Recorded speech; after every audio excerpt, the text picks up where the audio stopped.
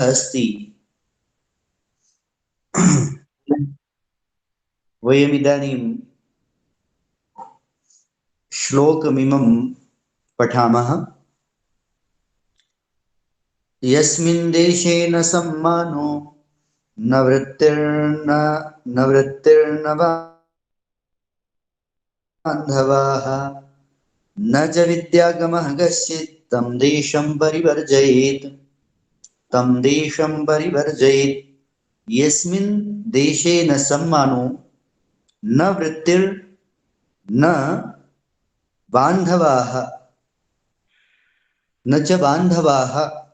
न च विद्यागमः कश्चित् तं देशं परिवर्जयेत्। अत्र चाणक्यः कथयति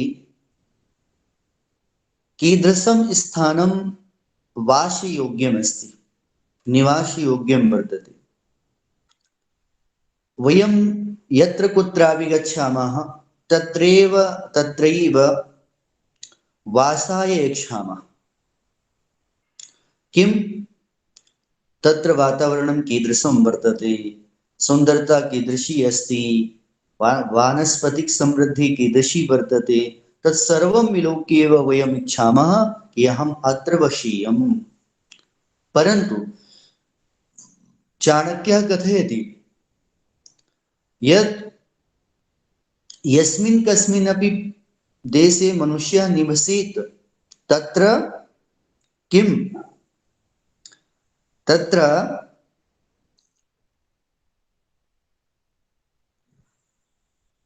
चतुर्णां विषये चिन्तनं सर्वदैव स्यात्। तथा एव तस्मिन् स्थाने मनुष्येण वासः विधेयः। पश्यन्तु, वासाय अपि महत्वपूर्णा वार्ता कृता अस्ति आचार्य चाणक्येन अस्मिन् श्लोके। तदहं पूर्वम् अत्र समागतानां पदानां तत्र सन्धि विषये का स्थितिः वर्तते तदहं पूर्वं भवतां समीक्षां पुरतः विवच्मि। पश्यन्तु, यस्मिन् देशे न सम्मानो न वृत्तिर्न च बान्धवाः न च विद्यागमः कश्चित् तं देशं परिवर्जयेत्। अत्र सम्मानो इति सम्मानः, हसि च इति सूत्रस्य प्रवृत्तिः। वृत्तिर्न वृत्तिः न, वृत्तिर्न इति वृत्तिः न। पश्यन्तु, विद्यागमः विद्यागमः इत्यत्र समासे सन्धि वर्तते। कश्चित्, कः चित् कश्चित्, एवम् अत्र किं शब्दस्य पुल्लिङ्गे एव तत्र चित् शब्देन सह तत्र कश्चित् भवति।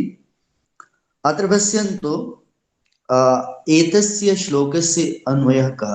बहु सरलः श्लोकः अस्ति। अस्माभिः एतादृशानां श्लोकानाम् अन्वयः सारल्येन विधातुं शक्यते। अतीव सरलः श्लोकः अस्ति, लेकिन भावगाम्भीर्यं नितरां विद्यते अस्मिन् श्लोके। पश्यन्तु, यस्मिन् देशे, अत्र पश्यन्तु क्रिया नास्ति। अत्र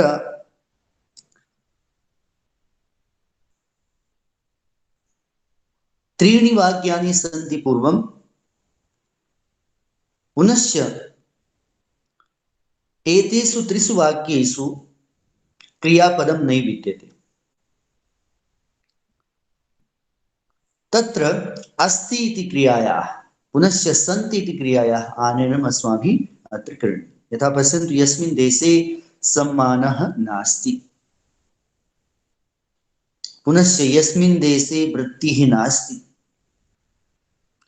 पुनश्च यस्मिन् देशे बान्धवाः न सन्ति,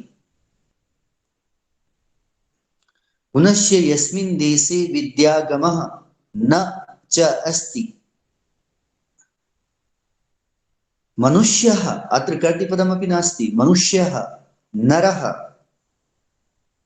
तम देशं परिवर्जयेत्। एवम् एतस्य अन्वयः भविष्यति। पश्यन्तु, यस्मिन् देशे सम्मानः न अस्ति, वृत्तिः नास्ति, बान्धवः न सन्ति, विद्यागमः न च अस्ति, नरः तम देशं परिवर्जयेत् इति अन्वयः अस्माभिः अत्र विधास्यते। त्रिषु वाक्येषु क्रियापदं नास्ति, अतः एतदर्थम् अस्ति सन्ति इत्यनयोः क्रिययोः समाहारः अस्माभिः विधास्यते।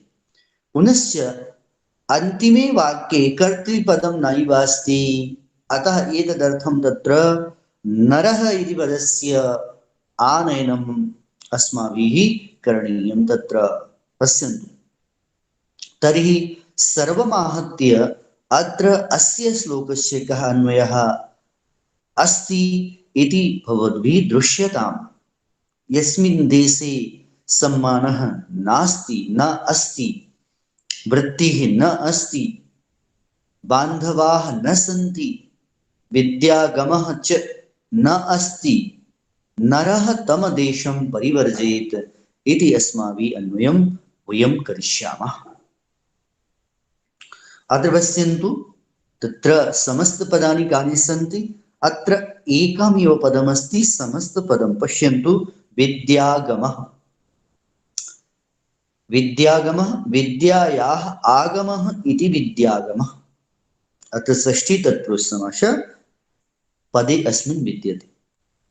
अत्र पश्यन्तु, तत्र आगतानां समेषां पदानां परिचयः भवद्भिः ज्ञायते एव, यतोहि पूर्वेषु श्लोकेषु समेषां समागतानां पदानां परिचयः अस्माभिः कारितः, अतः ते एव शब्दाः वारं वारं समायान्ति, भिन्न भिन्न रूपेण समायान्ति। अत्र पश्यन्तु, यस्मिन् देशे, यस्मिन् यत् शब्दस्य, यत् सर्वनाम शब्दस्य तत्र पुल्लिङ्गे सप्तमी भक्तौ एकवचने भवति। यस्मिन् देशे अजन्त अकारान् पुल्लिङ्ग शब्दः तस्य सप्तमी भक्तौ एकवचने एतत् रूपम्। न इति अव्ययं सम्मानो, सम्मानः अजन्त अकारान् पुल्लिङ्ग शब्दः, अस्मिन् पदे प्रथमा विभक्ति एकवचनं विद्यते। न इति अव्ययं वृत्तिः अजन्त इकारान् स्त्रीलिङ्ग वर्तते, तर्हि अत्र अस्मिन् पदे प्रथमा विभक्ति एकवचनं विद्यते। न इति अव्ययं बान्धवाः अजन्त अकारान् पुल्लिङ्ग शब्दः वर्तते, अस्मिन् पदे प्रथमा विभक्ति बहुवचनं विद्यते। पश्यन्तु, न इति अव्ययं विद्यागमः अजन्त अकारान् पुल्लिङ्ग शब्दः वर्तते, अस्मिन् पदे प्रथमा विभक्ति एकवचनं विद्यते। न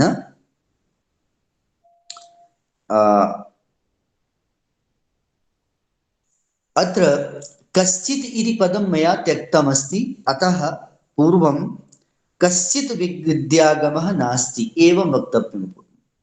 कश्चित् इति पदस्य प्रयोगः अस्मिन् श्लोके अस्ति, मया अनवधानात् त्यक्तमस्ति, अतः कश्चित् विद्यागमः न च अस्ति एवं वक्तव्यं। भवन्तः शृण्वन्ति, अत्र कश्चित् इति पदस्य प्रयोगः अत्र विद्यते, मया न तत्र तस्य अन्वये योजनं न कृतम्, अतः एतदर्थं कश्चित् विद्यागमः न अस्ति एवं वक्तव्यं, न च अस्ति एव। अतः बान्धवाः विद्यागमः अजन्त अकारान् पुल्लिङ्ग, तत्र प्रथमा विभक्तौ एकवचने अस्ति एतत् पदं। कश्चित् इति अव्ययम्, यतोहि अव्ययं किमर्थं? यतोहि कश्चित् इति पदस्य रूपाणि न चलति, कश्चित्, कश्चितौ, कश्चितः, अतः एतदर्थम् अत्र अव्ययं सञ्जातम्। अत्र मनुष्यः, नरः, तम इति पुल्लिङ्गे द्वितीया विभक्तौ एकवचने, तत्सर्वनाम शब्दः पुल्लिङ्गे द्वितीया विभक्तौ एकवचने भवति तम। देशं द्वितीया विभक्तौ एकवचनं। परिवर्जयेत् परि उपसर्गपूर्वक वृज धातु तत्र वर्तते वज्र, तर्हि विधिलिङ्ग लकारे प्रथम पुरुषस्य एकवचने ये भवति परिवर्जयेत्, वर्जयेत्, परिवर्जयेत्, परि उपसर्ग पूर्वक वर्ज, पुनश्च अत्र पश्यन्तु विधिलिङ् नकारे प्रथमपुरुषस्य एकवचने विद्यते परिवर्जयेत्। तर्हि पश्यन्तु अत्र एतस्य का व्याख्या? यस्मिन् देशे, यस्मिन् स्थाने, यस्मिन् प्रदेशे, यस्मिन् राष्ट्रे, यस्मिन् प्रदेशे, यस्मिन् स्थाने वा सम्मानः सम्मानः अत्र सम्मानः इति मानं सम्मानः मानं सम्मानः वा न अस्ति न वर्तते, वृत्तिः आजीविका नास्ति, वृत्तिः आजीविका न अस्ति, बान्धवाः तत्र स्वपरिवारस्य स्वपरिवारिकजनाः स्वपरिवारस्य जनाः न सन्ति, कश्चित् कोऽपि विद्यागमः विद्याप्राप्तिः न भवति नास्ति, नरः मनुष्यः तम तथाविधं देशं स्थानं परिवर्जयेत् त्यजेत्। एवम् अस्माभिः एतस्य श्लोकस्य व्याख्या विधास्यते। पश्यन्तु अत्र अस्मिन् श्लोके सरलार्थः अस्य श्लोकस्य कः सरलार्थः? पश्यन्तु आचार्य चाणक्यः निगदति यस्मिन् देशे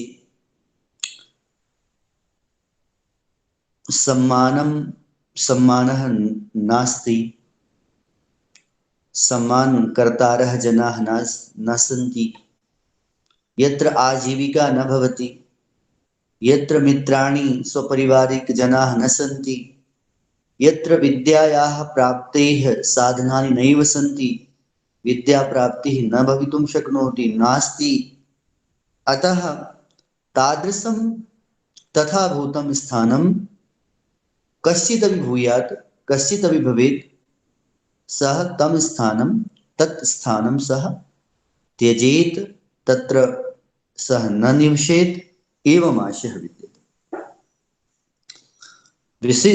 विशिष्टताया आचार्य चाणक्यः निगदति यत्र कश्चिदपि जनः तादृशं तस्मिन् एव स्थाने वसेत् यस्मिन् स्थाने तस्य सम्मानः स्यात्, तस्य कृते वृत्तिः आजीविका स्यात्, तस्य परिवारः तेन सह वशेत्,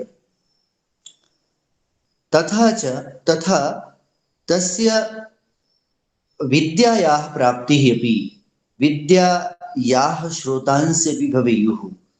तो तादृशस्मिन् स्थाने नरः किं वसेत्, नो चेत् एतेषु यदि कश्चिदपि नास्ति, एकमपि नास्ति, तर्हि तत्र अस्माभिः वासः तत्र न विधेयः। पश्यन्तु, सम्मानः अस्ति, वृत्तिः नास्ति, पुनश्च वृत्तिः अस्ति परन्तु बान्धवः न सन्ति, बान्धवाः सन्ति परन्तु विद्यागमः न सन्ति, विद्यागमः नास्ति, तर्हि तादृशं स्थानं नैव अस्माभिः, तस्मिन् स्थाने अस्माभिः नैव किम् अस्माभिः वासः नैव विधेयः, एवम् आशयः विद्यते। पश्यन्तु अत्र वयं किं कुर्मः? इदानीं वयं बहिः गत्वा एव किं कुर्मः? तत्र वासं कुर्मः। वासे किं भवति? यत्र वृत्तिः भवति परन्तु वृत्तौ सम्मानः नैव वर्तते, तर्हि तथापि वयं कुर्मः। एवं करणेन अस्माकं स्वाभिमानः किम् अपगतः भवति, अस्माकं तादृशी चेष्टा भवति लोके यद् वयं किमपि कर्तुं वा किमपि तत्र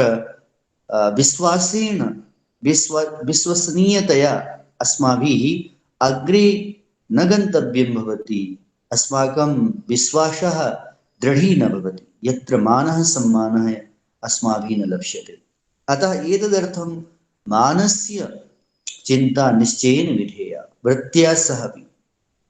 कदाचित् भवति वृत्तौ अपि मानसम्मानविषये केचित् न चिन्तयन्ति, यतोहि तत्र अर्थार्जनं भवति, अतः वृत्तौ किं सम्मानः स्यात् न वा स्यात् धनम् आगच्छेत् इति विचिन्त्य कश्चित् यदि आजीवति जीविकां निर्वहति तर्हि तस्य जीवने किं भवति स्वाभिमानं न भवति स्वाभिमानः न भवति सः जनः त्यक्तलज्जः भवति अतः स्वाभिमानाय स्वकीय सम्मानाय अपि वृत्तिः अपि अस्माभिः आचरणीया नो चेत् सम्माने गते सति नैव अस्माकम् अस्तित्वं भवति अतः एवम् अस्माभिः सदैव चिन्तनीयं न तो वृत्तिः वर्तनम् इति वृत्तिः यस्याः प्रभावेण अस्माकं जीवनसकटिका निर्वहति अग्रे चलति तादृशी वृत्तिः यदि अस्माकं पार्श्वे नास्ति तर्हि परिवारः अपि न भविष्यति परिवारे तु धनस्य आवश्यकता भवति धनेन सहितः भवति परिवारः अतः एतदर्थं वृत्तिः आवश्यकी भवति परन्तु यस्य कृते वृत्तिः क्रियते सः एव नास्ति चेत् तर्हि कथं वृत्तेः प्रयोजनम् एतदर्थम् अत्र उक्ता इयं पङ्क्तिः बान्धवाः बान्धवेन सहितः बान्धवैः युता वृत्तिः भवेत् यत्र बान्धवाः न सन्ति वृत्तिः एव केवलम् अस्ति तर्हि किं प्रयोजनं वृत्तेः अतः एतदर्थमेव अत्र उक्तं बान्धवाः विद्यागमः यतो हि आजीवनं नरः अधीते किमपि विशिष्टम् उपार्जयति मस्तिष्के अतः स्वाध्यायान् न प्रमदितव्यम् इति उक्तमस्ति आजीवनं विद्याप्राप्तेः चेष्टां विदधाति नरः यदि कस्मिन्नपि देशे विद्यायाः प्राप्तिः न भवति निश्चयेन सः देशः अपि अस्माभिः वर्जितव्यः विद्या एव किं भवति का भवति विद्या एव अस्माकं मार्गदर्शिका सर्वविद किम् आध्यात्मिकं मार्गं पुनश्च भौतिकं मार्गम् उभयोः मार्गयोः दर्शिका वर्तते इयं विद्या यथा भर्तृहरिणा निगदितोऽयं श्लोकः अतीव चारुतरः चारुतमश्च विद्यते पश्यन्तु विद्या भोगकरी यशस्सुकरी विद्या गुरूणां गुरु विद्या बन्धुजनो विदेशगमने विद्या परा देवता विद्या राजसु पूज्यते नरधनं विद्या विहीनः पशुः विद्यायाः अभावे नरः पशुः भवति एतदर्थं विद्यायाः प्राप्तिः अस्माभिः यदा सततम् अस्माकं प्रक्रियायां वर्तते निश्चयेन अस्माकं मार्गः इतोपि प्रशस्तः भवति वयम् अग्रे अग्रे गन्तुं शक्ष्यामः प्रभवामः इत्याशयः वर्तते विद्याप्राप्तेः पश्यन्तु वयं वृत्तिं प्राप्तवन्तः किमर्थं विद्यायाः प्राप्तेः प्रयोजनम् इति भवन्तः वक्तुं शक्नुवन्ति अस्ति प्रयोजनं केवलं वृत्त्यर्थमेव विद्या यदि भवद्भिः अर्ज्यते चेत् तर्हि भवताम् आध्यात्मिक मार्गः प्रशस्तः न भवति भौतिक मार्गः तु प्रशस्तः परन्तु भौतिके मार्गेऽपि अग्रे गन्तव्यम्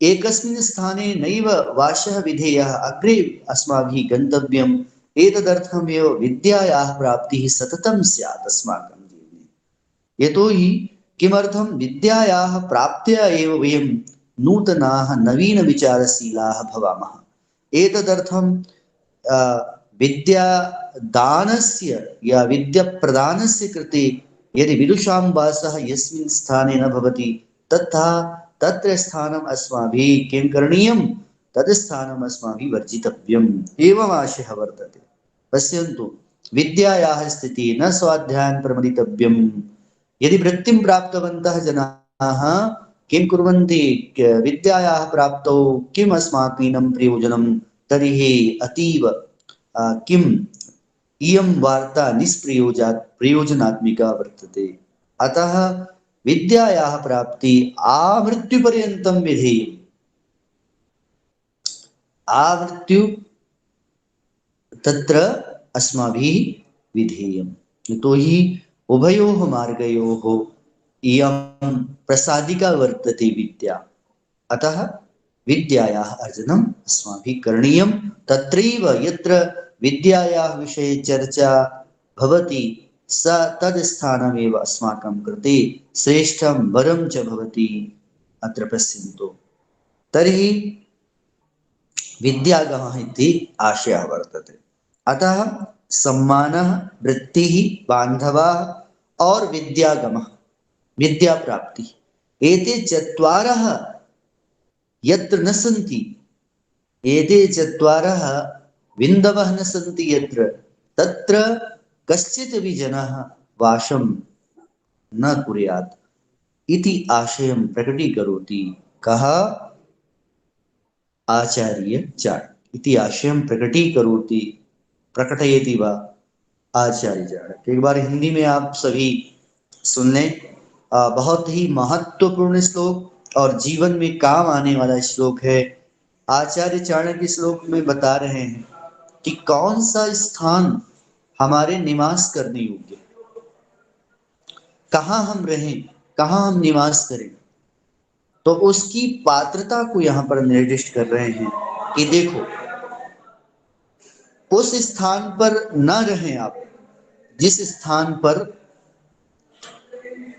ये न हो। कौन? जैसे कहा उन्होंने, सम्मान न हो जहां, जहां आजीविका न हो, जहां अपने परिवार के लोग न हो, अपना परिवार न हो, और जहां विद्या प्राप्ति का साधन, ऐसे स्थान में नहीं रहना चाहिए। निषेधात्मक बात कर रहे हैं कि पहले स्थान जो आपके रहने योग्य है उसकी गुणवत्ता को आप पहचानें। इन 5 चीजों, इन 4 चीजों के लिए ये 4 चीजें नहीं हैं तो आप वहां पर वास न करें। जैसे सम्मान, इंसान विद्या प्राप्ति के बाद, वृत्ति प्राप्ति के बाद, परिवार के होने पर क्या अपेक्षा करता है? सम्मान। सम्मान के बिना इंसान का कोई वजूद नहीं। इसलिए जो सम्मान है वही उसका स्वाभिमान है, और स्वाभिमान और जो सम्मान, इनका जो संरक्षण है इंसान को करना चाहिए। यदि उसका सम्मान जिसके द्वारा नहीं हो रहा है, ऐसे व्यक्ति को समझ करके, सोच करके उसका परित्याग कर देना चाहिए। तो यही बात यहाँ पर कह रहे हैं कि जिस देश में आपका सम्मान न हो, जिसमें आपकी आजीविका न हो, जिसमें आपके परिवार वाले न हो, जहाँ विद्या की प्राप्ति न हो, ऐसे ऐसे स्थानों का त्याग कर देना चाहिए। मान लो सम्मान बहुत है किसी देश में, आजीविका नहीं, तब भी वो स्थान रहने योग्य नहीं। और मान लीजिए यदि वृत्ति है और आजीविका है, तो आजीविका के रहने पर जो है क्या होता है? आजीविका के रहने पर, आजीविका के रहने पर जो है परिवार वाले लोग नहीं हैं, तो अर्थ का जो साधन मात्र है वो अर्थ का कारण परिवार होता है। भाई इंसान यदि अर्थार्जन करता है तो अर्थार्जन का मूल कारण परिवार होता है, और परिवार के लोग ही साथ में नहीं रहेंगे तो अर्थार्जन का कोई प्रयोजन नहीं रहेगा। तो इस श्लोक में जो कहा है, न वृत्तिर न बांधवा, तो वृत्ति का आशय बांधव से है, और बांधव का वृत्ति, बांधव जहाँ है वहाँ आजीविका है, तो वैसे ही वहाँ निवास करना चाहिए। अगली योग्यता बताया है जहाँ पर विद्या प्राप्ति का साधन न हो। विद्या प्राप्ति का यदि साधन जहाँ नहीं होता है, ऐसे स्थान का भी वर्जन हमें कर देना चाहिए, क्योंकि इंसान वृत्ति के माध्यम, विद्या के माध्यम से ही उसका आध्यात्मिक जीवन और भौतिक जीवन दोनों प्रशस्त होता है। मान लो हमने नौकरी प्राप्त कर ली, अब नौकरी प्राप्त करने के बाद आपको पता चल गया कि आजीविका तो हो गई, धन तो आ ही रहा है, परिवार तो चलेगा ही ना, इसके अलावा सम्मान भी लोग देंगे आपको, और ये सब चीज हो जाएंगी, लेकिन कोई साधन नहीं है कि हमारे आध्यात्मिक मार्ग की यात्रा को कोई प्रशस्त करे, हमारी भौतिक यात्रा को और भी सुदृढ़ और भी आगे बढ़ाए। इसके लिए निरंतर हमें अपडेट रहना पड़ता है, निरंतर हमें जो है पुनः नवीन होना पड़ता है।